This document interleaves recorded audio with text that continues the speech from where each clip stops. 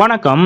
விஜய் கட்சியின் நிர்வாகிகள் 20 பேர் மீது அதிரடி வழக்கு பதிவு. விஷயம் கேள்விப்பட்டவுடன் சட்டென விஜய் அவர்கள் செய்த செயல். இதை பத்தின முழு விவரத்தோட இப்ப நம்ம பார்க்கலாம். சமீபத்தில் தமிழக வெற்றி கழகம் என்ற கட்சியை உருவாக்கியுள்ள நடிகர் விஜய் அவர்கள் வரும் 2026 சட்டமன்ற தேர்தலில் களம் காண போவதாக அறிவித்திருக்கிறார். அதற்குள்ளாக கட்சியை கட்டமைக்கும் பணிகளிலும் நடிகர் விஜய் அவர்கள் தீவிரமாக ஈடுபட்டு வருகிறார். அந்த வகையில் அடுத்தடுத்த ஆலோசனை கூட்டம், கட்சி நிர்வாகிகளுக்கு பல்வேறு உத்தரவுகள் என்று நடிகர் விஜய் அவர்கள் அதிரடி கட்டி வருகிறார். நடிகர் விஜய் அவர்களது அரசியல் வருகை திமுக, அதிமுக உள்ளிட்ட கட்சிகளுக்கு அதிர்ச்சியை ஏற்படுத்தியுள்ளது. குறிப்பாக இனிவரும் தேர்தல்களில் தாவேகா, திமுக இடையேதான் போட்டி நிலவும் என்று சமூக வலைதளங்களில் பலரும் கூறி வருகின்றனர். இந்த நிலையில்தான் விஜய் கட்சியைச் சேர்ந்த நிர்வாகிகள் 20 பேர் மீது அதிரடியாக வழக்கு பதிவு செய்திருப்பது அனைவரது கவனத்தையும் ஈர்த்துள்ளது. அதாவது கள்ளக்குறிச்சி மாவட்டம் உளுந்தூர்பேட்டை தொகுதிக்கு உட்பட்ட பகுதிகளில் நடிகர் விஜயின் தமிழக வெற்றி கழகத்தின் நிர்வாகிகள் சார்பில் கொடிக்கம்பங்கள் புதிதாக வைக்கப்பட்டுள்ளன. ஆனால்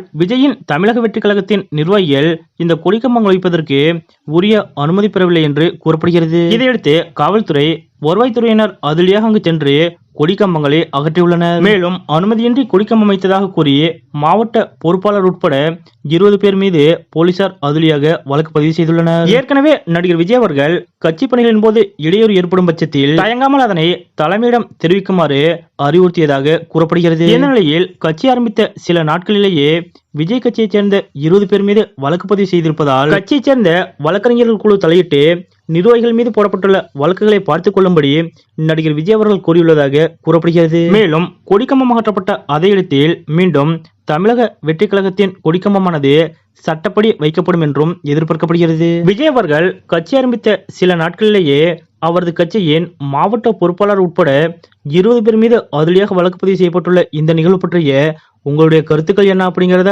மறக்காம கமெண்ட்ல குறிப்பிடுங்க.